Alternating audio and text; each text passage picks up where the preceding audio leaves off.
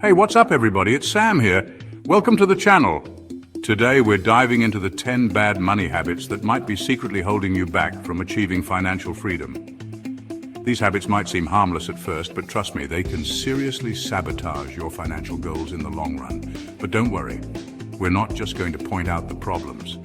Stick around because I'm going to show you exactly how to break these habits and take control of your financial future step by step. All right, let's be real for a second. How many of you are guilty of spending more money than you make each month? It's easier than you think to fall into the trap of lifestyle inflation where your spending increases right alongside your income. You get that promotion, you start making more money, and suddenly you need a nicer car, a bigger apartment, and more expensive clothes, right? But here's the thing. Living paycheck to paycheck is a recipe for financial disaster. You're one emergency away, one unexpected expense away from falling into debt that can spiral out of control. Instead of trying to impress others with a lifestyle you can't really afford, focus on building a solid financial foundation. That starts with creating a budget and sticking to it like your financial life depends on it, because it kind of does. I'm talking about tracking your income and expenses, identifying areas where you can cut back, and making a plan for your money. Okay, this one goes hand in hand with budgeting. If you're serious about getting your finances in order, you absolutely need to know where your money is going.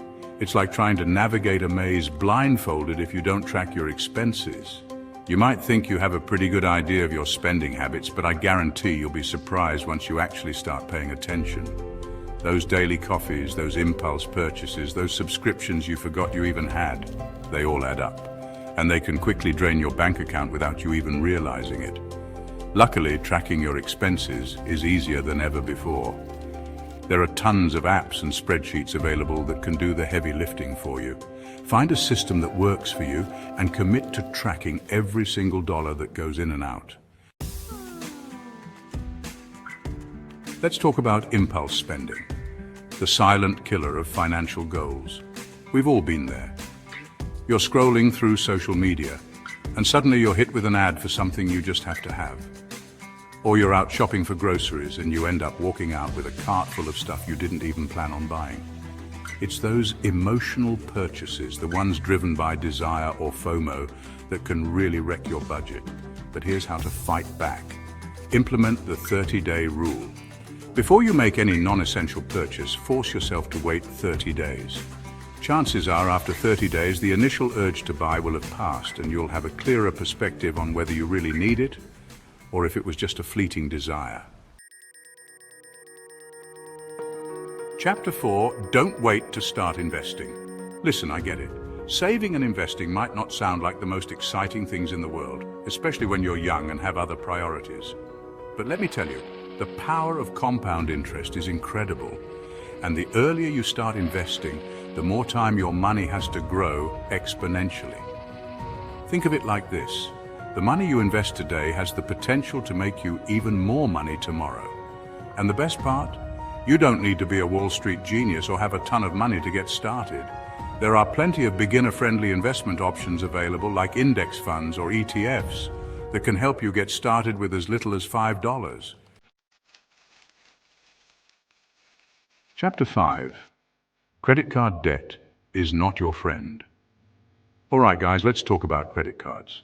They can be a convenient tool for building credit and earning rewards, but they can also be extremely dangerous if you're not careful. High interest rates can trap you in a cycle of debt that feels almost impossible to escape. Here's the key. If you're going to use credit cards, treat them like debit cards. Only spend money you actually have and make it a priority to pay off your balance in full every single month. Don't let those interest charges add up. They're sneaky and can quickly erode any financial progress you make. Chapter 6. Why financial literacy matters. You know, it's crazy to me that we're not taught basic financial literacy in school. We learn about history, science, and math. But when it comes to managing our money, something that impacts every aspect of our lives, we're often left to figure it out on our own. But here's the thing. Understanding how money works is crucial for building a secure financial future. Take the time to educate yourself about budgeting, investing, saving, and debt management. There are tons of resources available online, in libraries, and even through financial advisors. The more you know about managing your money, the better equipped you'll be to make informed decisions that will benefit you in the long run. Chapter 7. Life is unpredictable, right? Unexpected expenses can pop up at any time: a medical bill, a car repair, a job loss. Without an emergency fund, these unexpected events can derail your finances and force you into debt.